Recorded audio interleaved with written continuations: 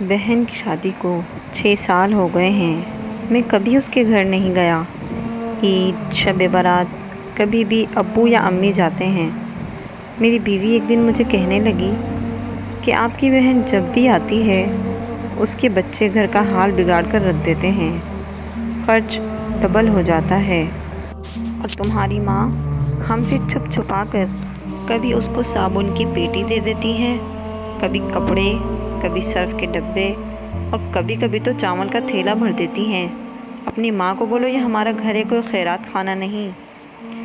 مجھے بہت غصہ آیا۔ میں مشکل سے خرچ پورا کر رہا ہوں اور ماں سب کچھ بہن کو دے دیتی ہے۔ بہن ایک دن گھر آئی ہوئی تھی، اس کے بیٹے نے ٹی وی کا ریموٹ توڑ دیا۔ میں ماں سے غصے میں کہہ رہا تھا، ماں بہن کو بولو یہاں عید پہ آیا کرے بس، اور یہ جو آپ صابن، سرف اور چاول کا تھیلا بھر کر دیتی ہیں نا، اس کو بند کریں سب۔ ماں چپ رہی، لیکن بہن نے ساری باتیں سن لی تھی میری۔ بہن کچھ نہ بولی۔ 4 بج رہے تھے، اپنے بچوں کو تیار کیا اور کہنے لگی، بھائی مجھے بس اسٹاپ تک چھوڑ آؤ۔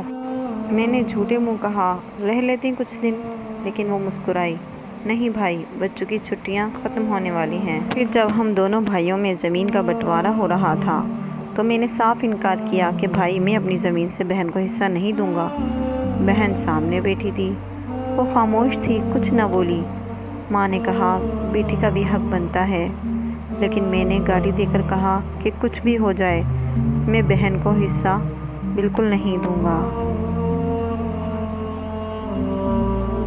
اور پھر میری بیوی بھی بہن کو برا بھلا کہنے لگی۔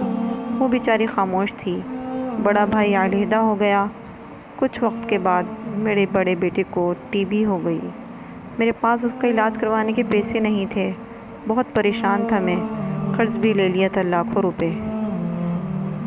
بھوک سر پہ تھی، میں بہت پریشان تھا، کمرے میں اکیلا بیٹھا تھا اور شاید رو رہا تھا۔ حالات پہ اس وقت وہی بہن گھر آ گئی۔ میں نے غصے سے بولا، اب یہ آ گئی ہے منحوس۔ میں نے بیوی کو کہا، کچھ تیار کرو بہن کے لیے۔ بیوی میرے پاس آئی، کوئی ضرورت نہیں ہے گوشت یا بریانی پکانے کی اس کے لیے۔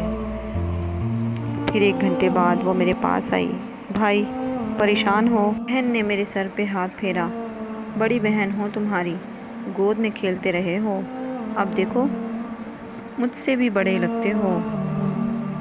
پھر میرے قریب ہوئی، اپنے پرس سے سونے کے کنگن نکالے، میرے ہاتھ میں رکھے، آہستہ سے بولی، پاگل تو ایویں ہی پریشان ہوتا ہے، بچے اسکول تھے، میں نے سوچا دوڑتے دوڑتے بھائی سے ملاؤں، یہ کنگن بیچ کر اپنا خرچہ کر کے بیٹے کا علاج کروا، شکل تو دیکھ ذرا کیسی ہو گئی ہے۔ میں خاموش تھا، بہن کی طرف دیکھے جا رہا تھا۔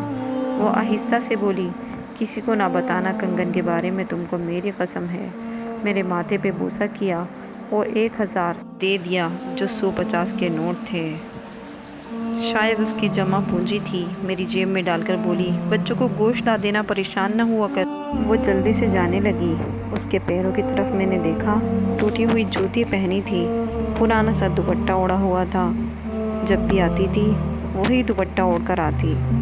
بہن کی اس محبت میں میں مر گیا تھا۔ ہم بھائی کتنے مطلب پرست ہوتے ہیں، بہنوں کو پل بھر میں بیگانہ کر دیتے ہیں، اور بہنیں بھائیوں کا ذرا سا دکھ برداشت نہیں کر سکتی۔ وہ ہاتھ میں کنگن پکڑے زور زور سے رو رہا تھا، اس کے ساتھ میری آنکھیں بھی نم تھیں۔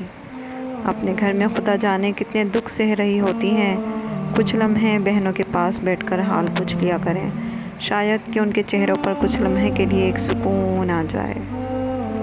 بہنیں ماں کا روپ ہوتی ہیں، بہنیں واقعی ماں کا روپ ہوتی ہیں۔